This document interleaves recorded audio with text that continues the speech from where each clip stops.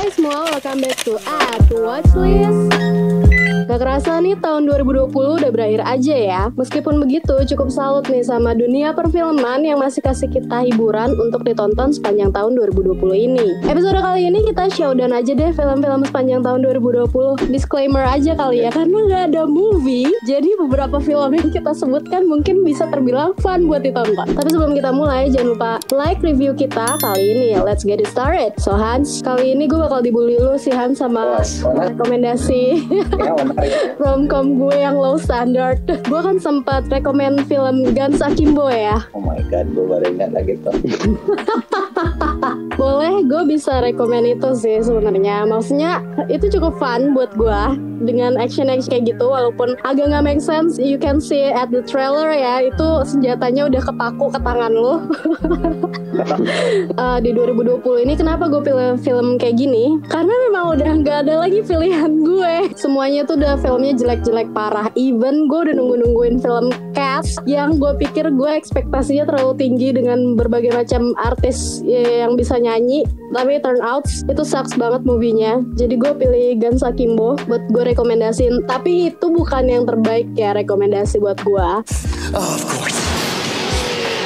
Banyak banget sih kalau buat movie-movie yang turn out sucks. Tapi kalau untuk yang ditonton just for fun, actually ada judulnya Freaky. Freaky? Apaan tuh? Direkturnya lo harusnya tahu karena dia bikin film yang similar banget. Iya. No. Enggak, tapi dia yang bikin Happy Death Day bukan? Yes, true. Christopher Landon.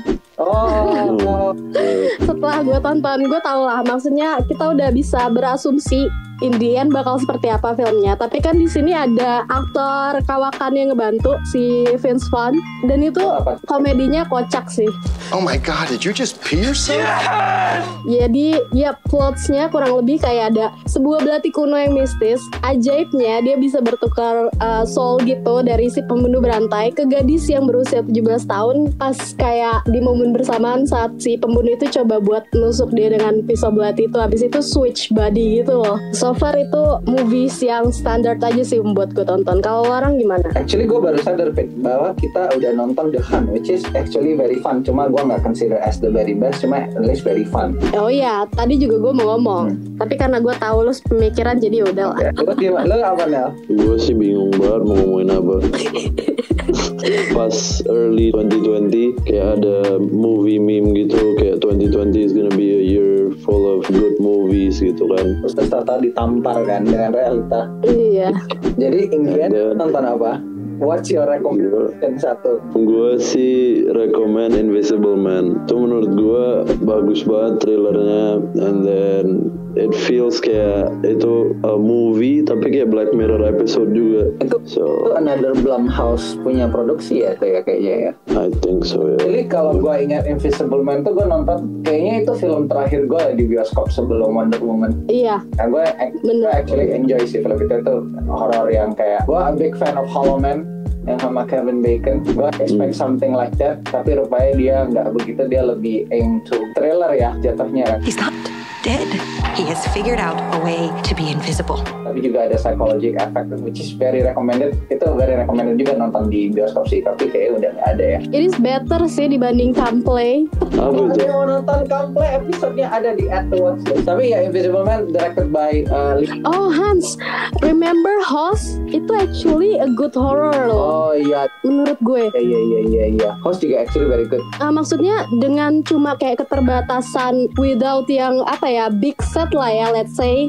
Tapi maksudnya gue ngerasain kayak it's kinda creepy gitu loh. Ya dimensi-dimensi makhluk-makhluk itu ada di mana-mana sebenarnya. Sebenarnya gue juga pikir gue sebosen-bosennya di masa pandemik juga nggak mau manggil jelangkung deh. Nah makanya Gitunya. tapi Host actually bagus buat ditonton kalau untuk pecinta horor ya. Again, Host itu bagus apa karena nggak ada? Kan itu hype. Kan Maybe. maybe. Kita anggap fun untuk ditonton. How about The Gentleman? Gentleman. That was shit for me sih. Nah, lu merasa shit kan? Lu merasa apa, Bet? Gue merasa it's okay, tapi ya cuma satu karakter doang sih yang menurut gue kayak ngangkat. Oh, si Colin Farrell. Iya, itu doang yang kayak throughout all the movie yang gue menggebu-gebu, gue ngeliat dia doang. Karakternya tuh menarik, ceritanya aja nggak tahu mau kemana. Our protagonist is a hungry animal.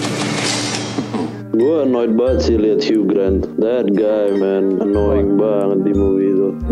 Ya, exposition dumpnya itu kan, gue kayak oh my god.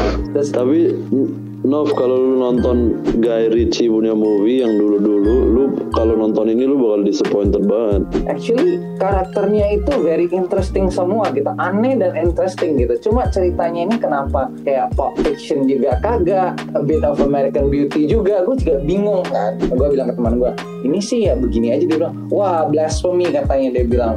Film-film dari author itu ya harusnya lu terima aja, kayak istilahnya chef gitu, lu terima aja makanannya unik apa enggak. It adds another perspective juga sih di film watching gue. Apa memang harus begitu atau gue judge it from the film? Iya, gue maksudnya gue pengen lihat lebih dari film itu kan, tapi ini kayak nggak di-explore more, terus kayak what the Jadi kalau misalnya filmnya mungkin diedit dengan cara kayak setiap karakter do their own stuff tapi Indian ketemu, itu lebih make sense. Kalau just for fun, mendingan gue nonton Coffee and Karim. Oh my god. Apaan tuh? Lo pikir at least ya lu mau ngomong Spencer Confidential. Itu chemistry untuk kedua orang itu ya itu lucu loh untuk komedinya. Ini agak rough sih buat language-nya ya, bahasa-bahasanya yang dipakai memang agak kasar sih untuk anak kecil kayak gitu. Tapi buat gue ngeliat sisi actionnya Hans, gue ngeliat sisi komedinya, ini worth to watch. My friend Sharon was right. All of you are fucked up. Jelasin ke kita apa itu Coffee and Karim. Oke, jadi filmnya adalah tentang white cop yang dating a black woman. Terus dia punya anak. Anaknya tuh namanya Karim. Polisinya ini si Coffee, James Coffee. Intinya anaknya tuh kayak nggak suka gitu lah punya stepdad. Terus in the morning dia ngeliat nyokapnya sama si cops itu lagi in the hoy. Dia akhirnya ngobrol sama temennya kayak gue bakal panggilin mob gang nih buat ngebunuh si polisi ini. And dari situ isunya keluar. Jadi akhirnya mereka eventually dikejar-kejar lah tuh sama si mob gang karena si anaknya tuh punya video di handphonenya si mob gangnya ngebunuh salah seorang anggota polisi lah, let's say. Nah dari situ adventure-nya started. Gua not a big fan of Ed Helms. I'm so sorry, mungkin ada Ed Helms fans out there. Karena dia kayak buddy and cop movie, cuma gue kayak with less charismatic actors aja kan. Nggak, tapi so far sih untuk chemistry dari ketiga itu kan ada Taraji juga kan. Actually udah fun sih. Cuma ya on a surface gue nggak akan klik gitu. Daripada kita menyiksa diri, film aneh yang gue tonton tahun ini yang gue actually recommend, mungkin orang nggak banyak tahu, adalah Swallow. Kategori gue rekomendasi ini adalah film yang membuat gue feel something. Gue pengen ekspresi gue nonton film tuh nggak datar, dan film ini berhasil bikin gue nggak datar, ngilu gue. Jadi Swallow itu ceritanya tentang satu perempuan yang menikah. Dia mirip-mirip Pieces of Woman gitu loh, which is next ATW. Pokoknya dia nikah, terus dia merasakan pressure, tekanannya rumah tangga. Terus dia mendevelop sebuah kelainan. Dia suka menelan barang-barang yang tidak bisa dimakan. Jadi awalnya mulai dengan kelereng. Terus dia seneng. Lama-lama dia telannya something yang lebih aneh, kayak peniti, tajam-tajam. It's more like disturbing movies ya. Makanya gue sampai need to feel something, cause I didn't feel anything di Tenet kan. Gue cuma nanti it's another episode. Gue nonton itu gue ngilu, Nel. Wah, this is the feeling I've been looking for gitu kan. Nonton film kayak gitu. Very recommended Swallow, very good juga. Okay, nice. Borat, I come from Kazakhstan. Lu kasih tahu dulu orang-orang ini Borat itu apa? Karena banyak loh yang belum tentu tahu Borat itu apa. Kalau nggak tahu Borat, ngapain juga follow @watches? Enggak sih, bercanda. Dibuat oleh Sacha Baron Cohen. Dia itu a very method actor ya sebenarnya jatuhnya ya. Iya. Method actor dia, soalnya dia suka rekod diri dia on a real life situation gitu. My favorite Sacha Baron Cohen itu actually bukan Borat, somehow Bruno. Itu way back. Mine is Ali G. Borat tuh banyak kontroversi loh, dimana Kazakhstan aja malu loh di-associate dengan film itu. Which you can see di film kedua Borat. Actually Borat itu a pretty nice surprise. Cuma pas gua nonton dia nggak bisa live up to the first movie, even though dia movie-nya not bad, still have the same energy of Borat. Only men and bears are allowed inside car. Untuk gue sih, Borat pertama kayaknya mereka Sacha Baron Cohen mungkin buat kayak in a sense of parody kan, ngejek juga tapi nyindirnya dikit. Tapi kalau kedua I see kayak dia benar-benar target Donald Trump, target kayak politics in America, kayak udah kayak gimana sekarang. Iya, terlalu terkotak ya. Jadi kayak overall kayak funniness, I think yang pertama sih tetap. Let's just say it's not for everybody's movies sih sebenarnya. So kalau I'm thinking about ending things, gua a big fan of Charlie Kaufman. Tapi bahkan gua pun bisa bilang, what the fuck sama film ini. It's the best trailer ever made 2020 hands down. I'm thinking of ending things. Very unclear tapi very stylish. Trailernya mantap. Kalian nonton nggak I'm thinking of ending things ini? Belum. Wah. Tapi gue pengen tahu dari lo. Shit. Gue the big advocate of I'm thinking of ending things di trailernya kan. Terus pas nonton gue silent. Gue nggak berani rekomen ke orang lain. I'm so glad Jake has found someone. Charlie Kaufman itu it's a very talented director. Dia kan adapt ini dari buku kan. From what I read people's opinion itu katanya dia terlalu faithful ke bukunya. If any Charlie Kaufman movie you gotta watch for me itu Anomalisa. Absolutely you gotta watch itu Anomalisa. Filmnya itu jadi tentang dua cewek sama cowok ini. Terus nanti dia ke rumah keluarganya juga aneh. Terus kayak ada a bit of psychology ini. Terus ada it's a very well designed movie. Cuma ya apa yang dia desain ke dalamnya itu doesn't work for me gitu. Everything itu is just in some janitor's mind before he died. Oh shit, that's about it. And we spent 2 hours figuring out. Thanks. Sebenarnya it's not a terrible movie. Mungkin kitanya aja yang tidak equipped gitu. Tahun 2020 onwards, have you guys watched it? Gue nggak nonton karena either gue satu nggak a big fan of fantasy. Gue sampai sekarang belum nonton Lord of the Rings, bakal dihina nih. Sama gue juga nonton Harry Potter pun gegara itu cuma film yang kebetulan mengisi masa muda gue. Game of Thrones, everything yang kalau gue lihat settingannya kuno, gue mundur Nel. Nah, gue juga bukan tipikal yang suka animasi kan, tapi buat storytellingnya itu menarik aja buat gue, Hans. Iya, lebih ke kekeluargaan, dan basically mereka itu adalah keluarga witches gitu loh. Jadi bokapnya itu udah nggak ada, terus dia kayak ninggalin pesen gitu, dan akhirnya salah satu anaknya itu kayak ngebuka jalan balik lah biar bisa ngelihat orang tuanya lagi, something like that. Tapi it was so fun buat ditonton. Ini apa namanya, heartwarming or like wholesome gitu. Iya, heartwarming kind of movie gitu loh. Maksudnya for overall it's kind of nice to watch gitu. It's a wizard staff. Dad was a wizard. What? Your dad was an accountant.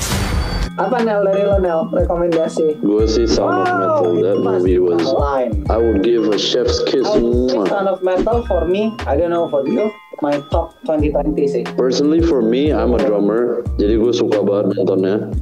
And to add a little depth lagi, dia budak tiba-tiba kan. I can't hear you. Do you understand me? I can't. I'm deaf. Untuk Pipit ini konteksnya adalah dia tentang metal band gitu, fokusnya ke drummernya. Terus drummernya itu pelan-pelan dia hilang pendengarannya. Jadi itu ya bayangin lah kayak drummer hilang pendengarannya itu udah kayak hilang tangan kan. Dan sound design-nya very nice, kayak bener-bener kita kayak di put as if kita juga budek gitu. I know, but we just keep filming.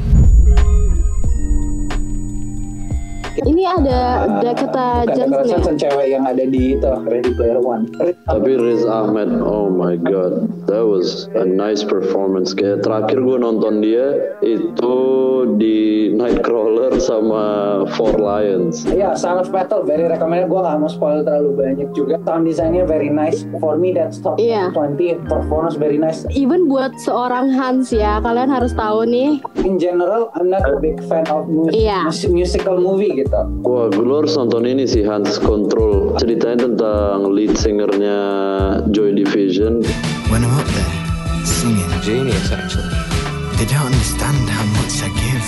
Terus dia ada ini epilepsi, jadi dia kalau setiap kali nyanyi dia bisa tiba-tiba sih. Nah kayaknya gue harus digituin, kayak musik itu jangan jadi utamanya, dia jadi nice tapi essence story-nya pakai. Kenapa I love Whiplash itu adalah it's about drum, tapi bukan sampai kayak drum, tapi it's about the relationship antara gurunya sama murid kan. Lu bukannya mau bahas Soul? I haven't watched Soul. Nah, Soul sama Onward Soul better. Dia kurang detail aja. It could be the next Inside Out. Cuma mungkin restraint on the budget, terus juga Disney mungkin being the white overlord itu, mereka merasa diversity ini udah too much gitu kan, mungkin kan. At the same time, I wish it's longer. I wish it's more detailed. Jadi kayak dia punya shot kayak Inside Out. Overall dari semua movie yang kita recommended, what's For me, Sound of best ya? Metal itu top. Actually. Yeah, Kalau me too. turun bawah gue ada dua kontendernya, which is The Assistant. Assistant is a very gripping drama thriller tentang work harassment Have a seat.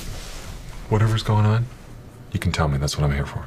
dan segala macam. Gue kayak wah, bahkan kita didn't even see the actual things happening a lot gitu kan, tapi kita cuma dengar story which is very realistic juga. Kadang kan kalau kita dengar cerita tentang harassment kan pasti dengar ceritanya kan, dan ini somehow kalau berada di dalam situasi itu juga kita merasakan apa yang karakter itu rasakan. Karakter itu yang cewek yang di Ozark gitu loh. Tapi ya gue itu juga very nice. Gue gak mau spoil. Bayar top recommendation ini gue gak akan spoil karena gue mau everybody have the same experience as me. Nontonnya itu tidak expect banyak, terus nanti kayak nice. Banyak orang nggak nonton, tapi dia tuh salah satu film yang dirilis di pandemic cara digital yang aku keras. Kalau for me, another contender itu adalah Another Round. Another Round ini under the radar. Jadi one day itu gue kayak browsing YouTube, gue lihat itu Mads Mikkelsen lagi minum, gue klik aja kan. Terus trailernya itu gue kayak trailernya mantap juga nih. Gue nonton actually movie-nya, gue langsung kayak iya gue suka karena movie-nya very small, very small gitu kan, tentang sekelompok guru merasa ada hipotesa kalau badan manusia itu kekurangan 0,05% alkohol untuk mencapai titik performance dia gitu kan. Terus guru-guru ini karena mereka semua akademik ya intelektual, mereka coba kan minum, jadi kayak satu hari minum apa gitu kan. Terus salah satu gurunya yang dimainkan oleh Mads Mikkelsen itu merasakan efeknya. Gua yang nggak minum, pas gua nonton gua pengen minum, untungnya gua nontonnya di jam kayak 11-an malam, gua nggak ada alkohol juga di rumah gitu kan. Ya udah kayak ya udah haus, mereka bikinnya kayak pas minum tuh asik aja kan mereka. Iya benar. Film ini adalah dia, gue suka lagunya, yang lagunya What a Life-nya itu very nice. Tapi gue suka dari film ini adalah dia stick true to the theme, which is alcohol kan. Tapi yang gue appreciate itu adalah dia itu mengeksplor everything, maksudnya every possible side from alcohol, dari positif ke negatif sampai grey. Awalnya kan gue pikir ini pasti about the negativity of alcohol gitu kan. Dia nggak merasa kayak alkohol itu adalah drugs of the world, atau kayak dia cuma kasih lihat if you use it overly gimana, occasionally gimana. Gue juga suka pas yang dia di kelas itu dia compare world leaders kayak Winston Churchill. Dia dulu peminum berat tapi dia bisa lead country-nya gitu, kayak keren banget. Fact about alcohol gitu. Terus buat yang the honorable movie mention siapa? Ini movie yang bikin gue very excited. Tapi not necessarily a good movie, tapi gue entertain the heck out of it. Bad Boys for Life. Kalau untuk throwback and looking at Martin Lawrence back in the screen again sih, gue juga seneng sih. It's not a very good movie, tapi it's very entertaining gitu. Benar.